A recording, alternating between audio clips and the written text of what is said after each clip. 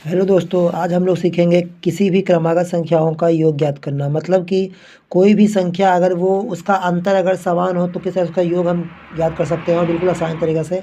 जैसे अगर हम यहाँ लिखते हैं 1 2 3 4 और ये लास्ट तक मान लीजिए हमें 60 तक बोला है निकालने के लिए, 60 तक बोला है। तो इतने तक की संख्याओं का हमें अगर मान लीजिए योग पूछ रहा है, क्या पूछ रहा है? योग पूछ रहा है निकालने के लिए, तो इसका हमें आसान तरीक़ा से निकाल सकते हैं। और यही नहीं, कितना भी अगर अंतर अगर सेम रहेगा तो उसका हमें योग निकालना है। और ये जो बच्चे क्लास 10 में पढ़ रहे हैं उनके लिए भी इम्पोर्टेंट है, और जो कॉम्पिटिशन की तैयारी कर रहे हैं उनके लिए भी इम्पोर्टेंट है। जैसे कि हम बात करते हैं 1 2 3 4 और ये कहाँ तक 60 तक गया है। तो अब इसमें हमें क्या करना है? सबसे पहला इसमें 2-3 फार्मूला लगाना है। सबसे पहला फार्मूला का इस्तेमाल यहाँ ये करना है कि फर्स्ट टर्म मतलब कि पहला और plus last term, first term plus last term बटा 2 और इंटू यहाँ पे n आ जाएगा। अब ये n जो क्या होता है, तो ये n जो होता है n ये होता है पदों की संख्या। n हो गया पदों की संख्या, n पदों की संख्या हो गया। अब हम n का वैल्यू निकालेंगे कैसे? तो हमें n का वैल्यू निकालने के लिए हमें क्या करना होता है? n का वैल्यू अगर निकालना होता है तो हमें last term minus first term, last term minus first term बटा में डिफरेंस का मतलब अंतर, और अंतर हमेशा जो भी समांतर अंतर में आएगा वो अंतर हो जाएगा। ठीक है, last term minus first term बटा डिफरेंस और +1 कर देंगे। ठीक है, और मात्र हमें ये 2 फार्मूला का इस्तेमाल करते हुए हमें ये सवाल बना लेंगे। जैसे देखिए यहाँ पे क्या हुआ है, हमें ये 60 का दिया हुआ योग निकालना है। तो हमें देखिए फार्मूला निकालेंगे n, तो n हमें पहले निकालना है। तो n कैसे निकालेंगे? तो n निकालने के लिए देखिए क्या है, लास्ट टर्म कितना है 60 और फर्स्ट टर्म कितना है 1। लास्ट टर्म 60 फर्स्ट टर्म 1, और यहाँ अंतर देखिए कितने का आ रहा है, 2 में से 1 जाएगा 1, 3 में 2 गया 1, और ये वहीं लगाना जब अंतर सेम होगा।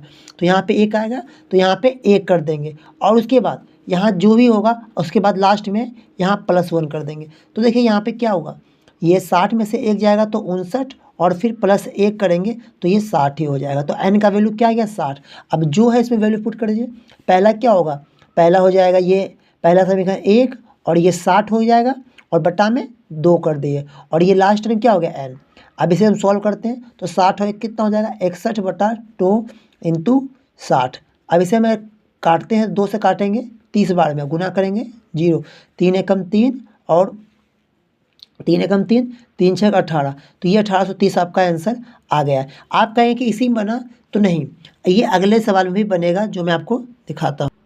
अब देखिए दोस्त, मैं एक सवाल फिर मैं आपके लेता हूँ ताकि आपको लगे ना कि ये सवाल सेम बन रहा है। जैसे कि देखिए क्या है 28 30 32, और इसी तरह से करते करते मान लीजिए हमें 80 तक लिख के, और इसका हमें योग चाहिए। क्या चाहिए? इसका योग चाहिए। तो कुछ नहीं, आप जो फार्मूला लिखें उसी फार्मूला से हमें करना है। सबसे पहले हमें n निकालना है। तो n कैसे निकालेंगे? अभी मैंने बताया कि लास्ट टर्म को फर्स्ट टर्म से घटा देंगे। तो लास्ट टर्म को फर्स्ट टर्म से हम घटाते हैं, तो यहाँ पे, और घटाने के बाद डिफरेंस कितने का, देखिए 2 का डिफरेंस है, दे दिए भाग।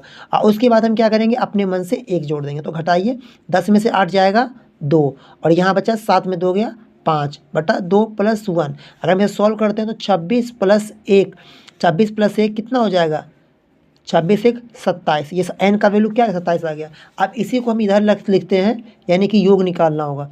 तो योग निकालने के लिए first term plus last term, first term plus last term, ये लास्ट टर्म हो गया, फर्स्ट टर्म ये 28 बटा में 2 और इंटू n का कितना आ गया, अभी 27 निकालें।